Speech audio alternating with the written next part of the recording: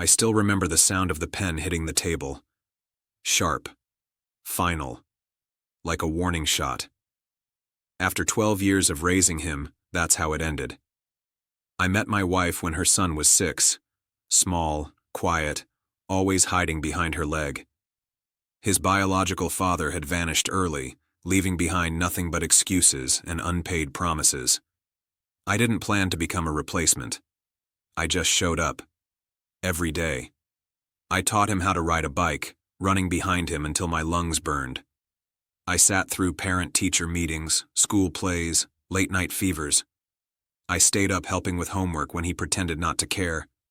I paid for braces, college prep, a car he never thanked me for. I wasn't perfect, but I was there. He grew older, taller, colder. Somewhere along the way, respect turned into tolerance, gratitude into entitlement. He started calling me by my first name instead of Dad. Then he stopped calling me anything at all. My wife noticed, but she always said, "It's just a phase." I wanted to believe her. The tension finally snapped on a quiet Sunday afternoon.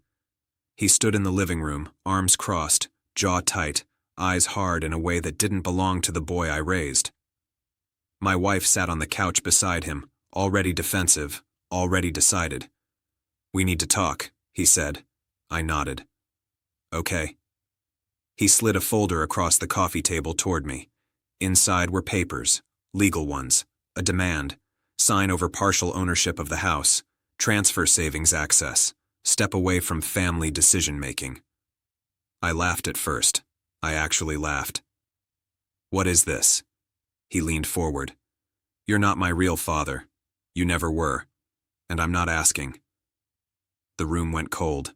I looked at my wife, waiting for her to correct him, to shut it down, to say something, anything.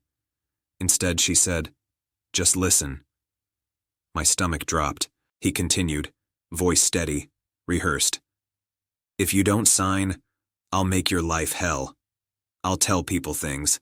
I'll accuse you of things. You know how that goes these days. Threats. Real ones." I stared at him, searching for the kid who used to fall asleep on my shoulder during movies. He was gone. "You'd destroy me?" I asked quietly. He shrugged. "You're in the way." I turned to my wife, my voice barely holding. "You're okay with this?" She didn't meet my eyes. "He's my son." That was it. 12 years reduced to a sentence. I stood up slowly.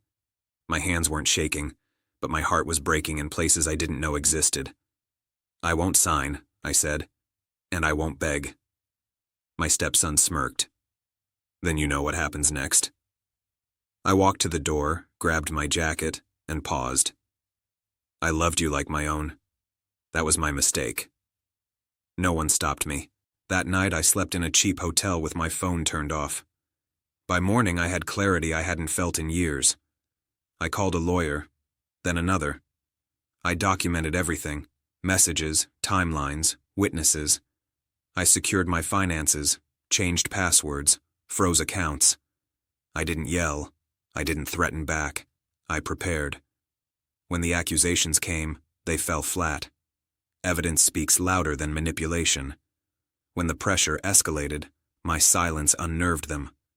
My wife called, crying, then angry, then cold. "You're choosing money over family," she said. "No," I replied. "I'm choosing dignity over abuse." Weeks later, I moved into my own place, smaller, quieter, peaceful. I heard through mutual friends that my stepson was furious, that his plans hadn't worked, that my wife blamed me for tearing the family apart. Funny how the truth works. Years later, I ran into him by accident. He barely looked at me. No threats this time. No confidence either. As for my wife, she never apologized. She didn't have to. Her choice had already said everything. I learned something painful, but necessary. Being a father isn't about blood, but betrayal doesn't care about history.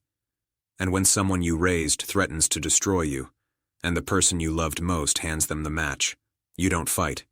You walk away. Because sometimes survival isn't loud, it's quiet, it's final, and it's freedom.